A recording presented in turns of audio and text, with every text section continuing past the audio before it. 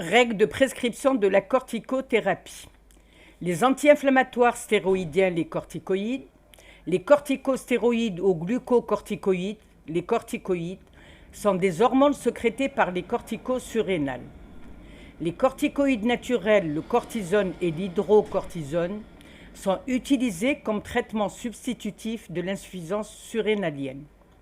Les corticoïdes de synthèse sont utilisés principalement comme anti-inflammatoires, anti-allergiques et immunosuppresseurs. Les corticostéroïdes naturels synthétisés par les surrénales ont une activité glucocorticoïde prédominante et une activité minéralocorticoïde prédominante. Alors, l'activité glucocorticoïde prédominante comme le cortisol ou une activité minéralocorticoïde prédominante comme l'aldostérone. Les effets physiologiques des corticoïdes. Le cortisone a un effet glucocorticoïde sur les glucides, sur les lipides, sur les protides et aussi un effet antipyrétique, un effet antalgique, un effet aussi anti-inflammatoire et le cortisone agit aussi sur l'équilibre hydrosodé. Les corticoïdes de synthèse ont aussi un effet antipyrétique, antalgique, anti-inflammatoire et les minéralocorticoïdes ont un rôle aussi sur l'équilibre hydrosodé. Les comparaisons des activités anti-inflammatoires et les activités minéralocorticoïdes du cortisol et de corticoïdes synthétisés. Le cortisol, l'hydrocortisone, a une activité anti-inflammatoire à 1 et une activité minéralocorticoïde égale à 1. Le cortisone a une activité anti-inflammatoire 0,8 et minéralocorticoïde 0,8. Le prednisone a une activité de 3,5 comme activité anti-inflammatoire et minéralocorticoïde inférieure à 1. Le prednisolone a une activité anti-inflammatoire de 4,5 et minéralocorticoïde inférieure à 1. Le triamcinolone, c'est le Kenacort retard, a une activité anti-inflammatoire égale à 5 et minéralocorticoïde à 0. Et le dexaméthasone a une activité anti-inflammatoire de 30 et minéralocorticoïde à 0. Alors, les voies d'administration, nous avons plusieurs voies d'administration. Nous avons la corticothérapie per-os par voie orale, aussi en injection intraveineuse, en injection intramusculaire et bien sûr les traitements locaux ou locaux-régionaux. Alors, l'hydrocortisone ainsi que la majorité de ses dérivés synthétiques sont efficaces lorsqu'ils sont administrés par voie orale. On peut réaliser des administrations intraveineuses avec des esters hydrosolubles de l'hydrocortisone pour obtenir des concentrations plasmatiques élevées ou bien des injections intramusculaires pour prolonger la durée des effets thérapeutiques. Le nombre important des effets indésirables liés à leur administration systémique a conduit à l'élaboration de formes galéniques utilisables pour des traitements locaux ou locaux-régionaux. Les traitements locaux-régionaux. Nous avons les corticoïdes qui sont inhalés dans le traitement de l'asthme. On a aussi des crèmes pour des utilisations dermatologiques. On a des collyres ophtalmiques, des solutions pour pulvérisation nasale dans les rhinites et les sinusites. Du fait de leur grande lipophilie, les glucocorticoïdes traversent aisément la peau. Une application cutanée prolongée ou sur une grande surface pourrait donc exposer le patient à des effets systémiques, y compris à une inhibition de son axe hypothalamo-hypophysaire. Le cortivazole Altim, utilisable pour des administrations intra-articulaires, périarticulaires ou épidurales, a une forte concentration locale. Le cortivazole Altim est surtout utilisé en rhumatologie. Les médicaments, nous avons le prednisone, le prednisolone, le méthylprednisolone et le solumédrol. Alors le prednisone, c'est le cortensil, c'est des comprimés dosés à 1 mg, des comprimés dosés à 5 mg, des comprimés dosés à 20 mg. La posologie usuelle, c'est-à-dire journalière, elle varie de 20 à 70 mg par jour. Le prednisolone, c'est le Soluprette, c'est des comprimés dosés à 5 mg, des comprimés dosés à 20 mg, c'est des comprimés effervescents. Et nous avons aussi des comprimés dosés à 5 mg qui sont orodispersibles et Soluprette en solution buvable, 1 mg par millilitre, et la posologie usuelle est de 20 à 80 mg par jour. Le méthylprednisolone, c'est le Medrol, c'est des comprimés dosés à 4 mg. Nous avons Medrol comprimé à 16 mg, c'est des comprimés sécables. Et nous avons le comprimé Medrol à 100 mg. La posologie usuelle est de 200 à 1000 mg par jour. Le Solumedrol, c'est des injections qu'on peut faire en intramusculaire ou bien en intraveineuse. Alors, c'est des injections qui sont dosées Solumedrol à 20 mg, injection Solumedrol dosée à 40 mg, injection dosée à 120 mg, des injections de Solumedrol dosées à 500 mg et bien sûr Solumedrol en injectable dosé à 1000 mg. La posologie usuelle peut aller de 500 à 1000 mg par jour. La bêtaméthasone, c'est le Célestène. Alors nous avons le Célestène en comprimé, le Célestène en gouttes et le Célestène en injectable. Alors le Célestène en gouttes, 1 ml, est égal à 40 gouttes et est égal à 0,5 mg. Nous avons le Célestène, c'est des comprimés dosés à 0,5 mg et des comprimés dosés à 2 mg. Et aussi, Célestène en injectable, alors injection dosée à 4 mg, des injections dosées à 8 mg et des injections dosées à 80 mg en intraveineuse ou bien en intramusculaire. Nous avons le Betnosol, c'est injectable, qui est dosé à 4 mg, et le Dexaméthasone. Le Dexaméthasone, c'est des injections qui sont dosées à 4 mg sur 1 ml, Dexaméthasone dosé à 20 mg sur 5 ml, et le Dectancil. Le Bidzonide, c'est des lentocortes, c'est des gélules qui sont gastro-résistantes, et c'est des gélules dosées à 3 mg et qui ont surtout uniquement l'AMM dans la maladie de Crohn. Les corticoïdes injectables à effet retard, strictement utilisés en intramusculaire, pas d'injection intraveineuse. C'est strictement en intramusculaire. Alors c'est la bêtaméthasone. La bêtaméthasone, nous avons le Célestène chronodose. C'est des injections dosées à 5 mg et on a une injection par semaine. On a le diprostène, c'est des injections dosées à 7 mg et nous avons une injection toutes les 3 ou 4 semaines. Normalement, on doit avoir 3 à 4 injections par an. Le méthylprednisolone, le Dépomedrol. Le Dépomedrol, c'est des injections dosées à 40 mg et des injections dosées à 80 mg et on a une injection tous les 10 jours. Le Triamcinolone, c'est le Kenacort retard, c'est des injections qui sont dosées à 40 mg, des injections dosées à 80 mg et on a une injection toutes les 3 à 6 semaines. Alors les anti-inflammatoires locaux, c'est les corticoïdes en infiltration, c'est des infiltrations surtout locales. Alors le prednisolone, c'est l'hydrocortencil en injectable, c'est 2,5% de suspension et c'est surtout le cortisone Altim qui est dosé à 3,75 mg sur 1,5 ml en injectable. Alors, il est surtout utilisé en rhumatologie. On l'utilise en injection intra-articulaire, en injection périarticulaire, en injection des parties molles et en injection épidurale. En injection intra-articulaire, c'est surtout dans les arthrites inflammatoires et en cas d'arthrose en poussée. En injection périarticulaire, il est utilisé surtout dans les tendinites et les bursites. En injection des parties molles, il est utilisé dans les thalalgies, syndrome du canal carpien et maladie de Dupuytren. En injection épidurale, c'est surtout en cas de radiculalgie. Alors l'hydrocortisone, en injectable, il est dosé à 2,5%. Il est utilisé aussi en dermatologie, en truc néoplasie, en ophtalmo, en ORL. Donc l'hydrocortisone en dermatologie, c'est surtout pour les cicatrices kéloïdes. En néoplasique, c'est surtout des injections intradurales dans les méningites leucémiques et tumorales.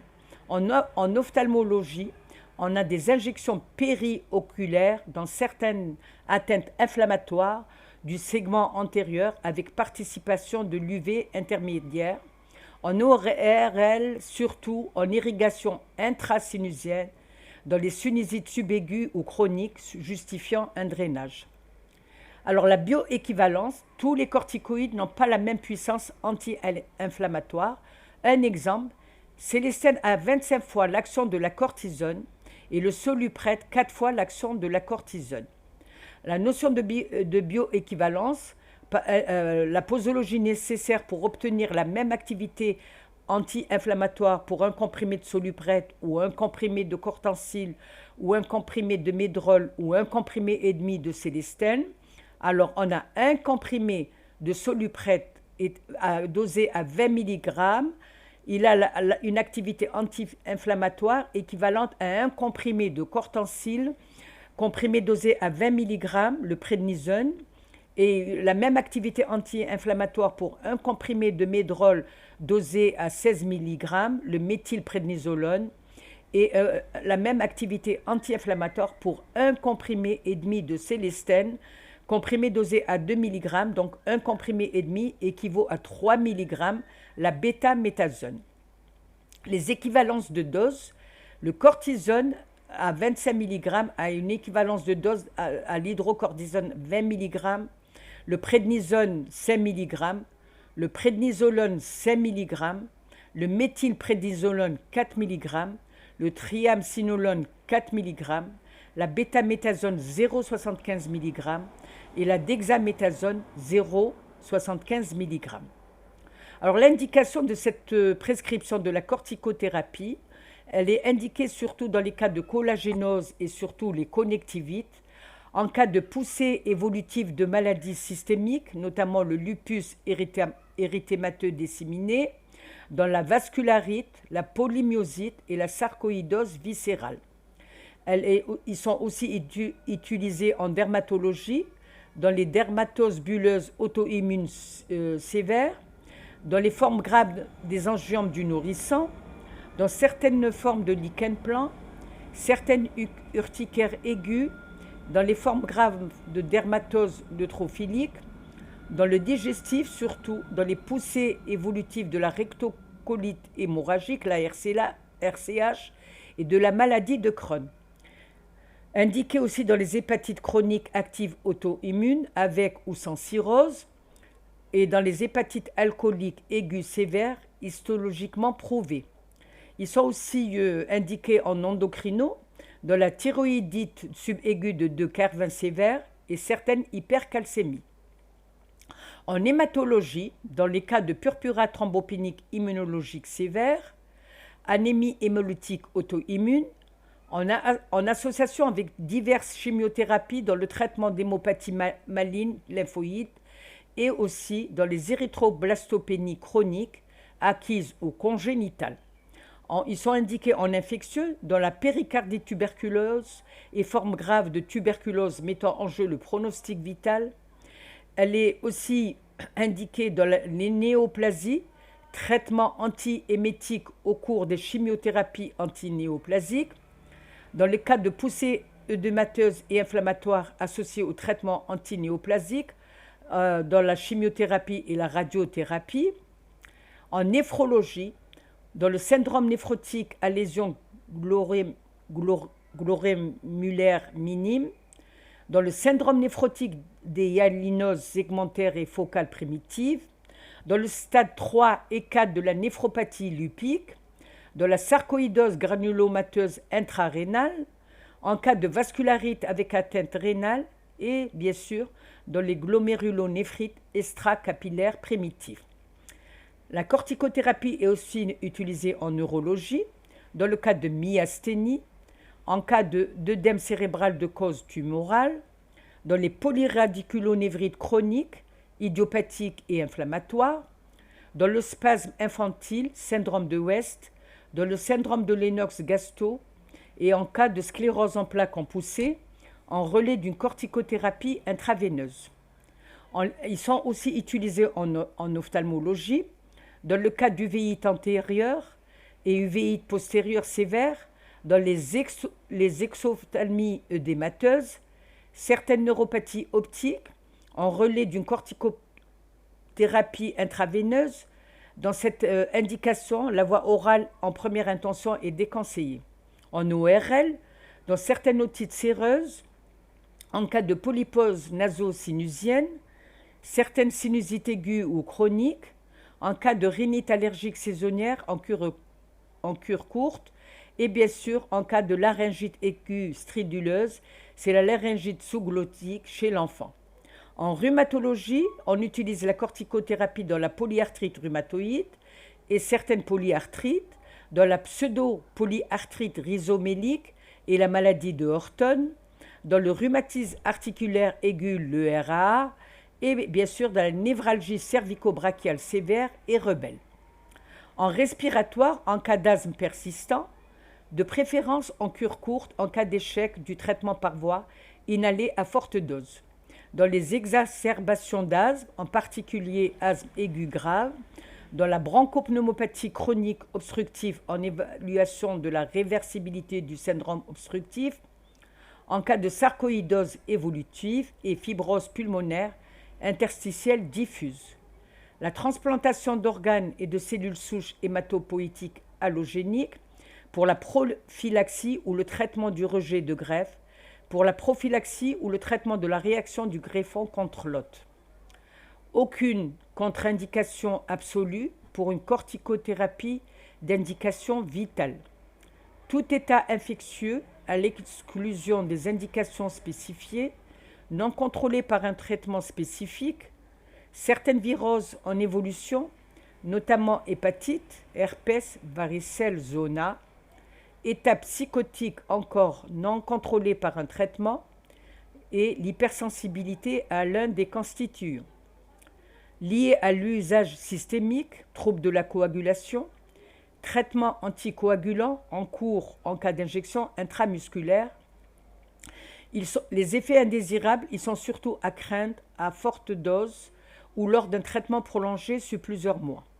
On peut avoir des désordres hydroélectrolytiques, une hypokaliémie, une alcalose métabolique, une rétention hydrosodée, une hypertension artérielle, une insuffisance cardiaque congestive. On peut aussi avoir des troubles endocriniens et métaboliques, syndrome de Cushing iatrogène, inertie de la sécrétion d'ACTH, une atrophie cortico-surrénalienne parfois définitive, une diminution de la tolérance au glucose, une révélation d'un diabète latent, un retard de croissance chez l'enfant et des irrégularités menstruelles. On peut avoir des troubles musculo-squelettiques, une atrophie musculaire précédée par une faiblesse musculaire, augmentation du catabolisme protidique, une ostéoporose, des fractures pathologiques et en particulier surtout des tassements vertébraux et l'ostéonécrose aseptique des têtes fémorales.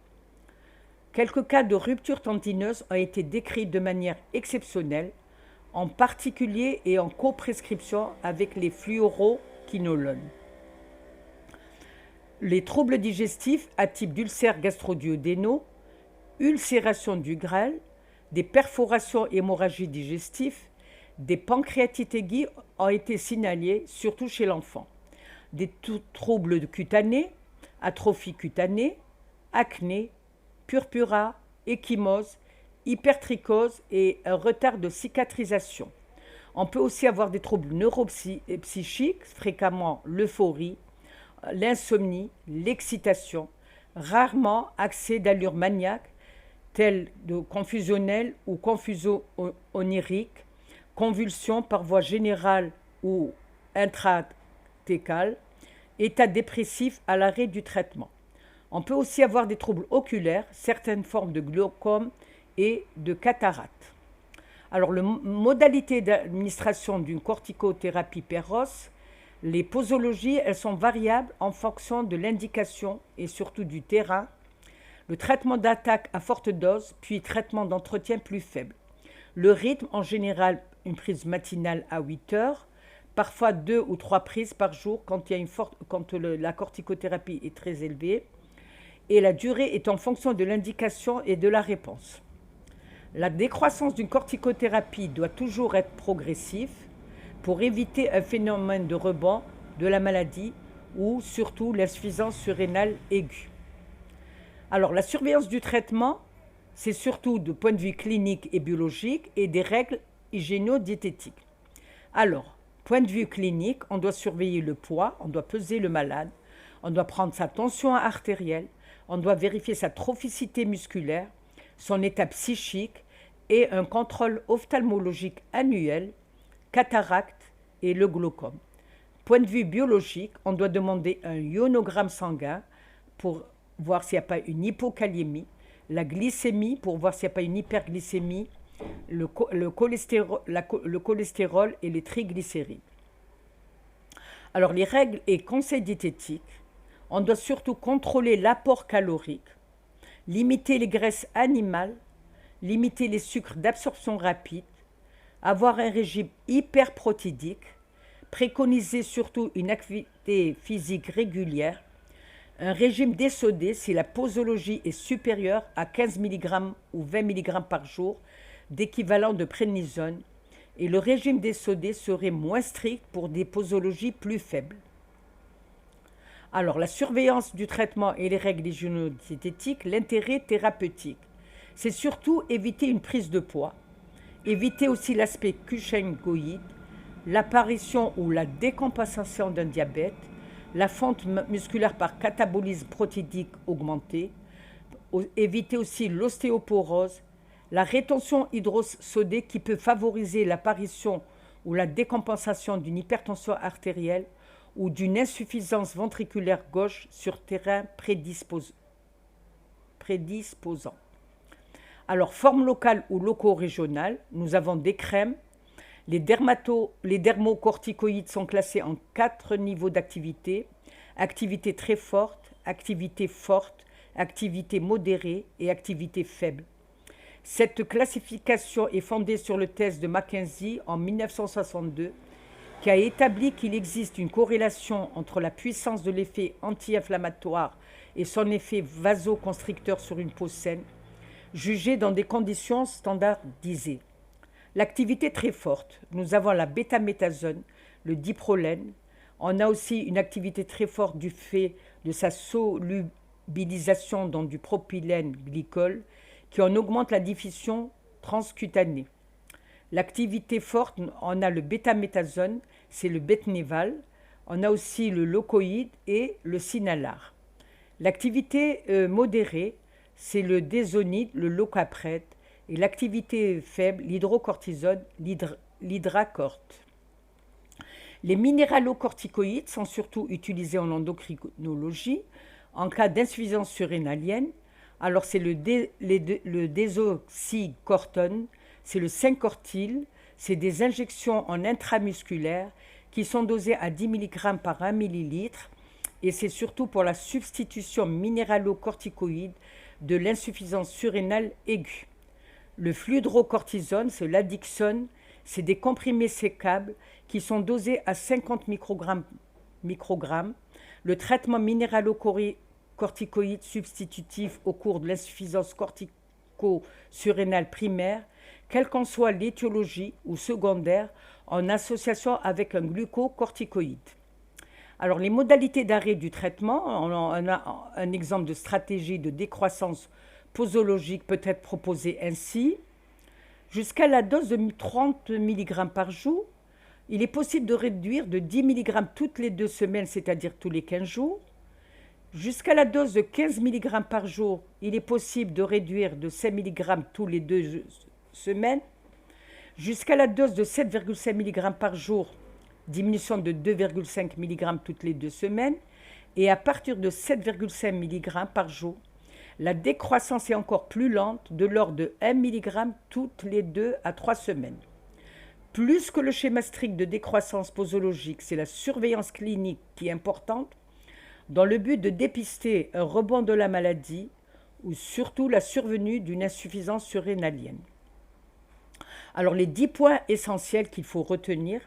Premièrement, les corticoïdes ont de puissantes propriétés anti-inflammatoires, anti-allergiques et immunomodulatrices, expliquant leur utilisation dans de nombreuses pathologies. Deuxièmement, les corticoïdes peuvent être utilisés en cure courte, essentiellement pour leur effet antalgique ou leur effet anti-inflammatoire. Troisièmement, les corticoïdes peuvent être utilisés de façon prolongée dans le cadre des maladies inflammatoires chroniques.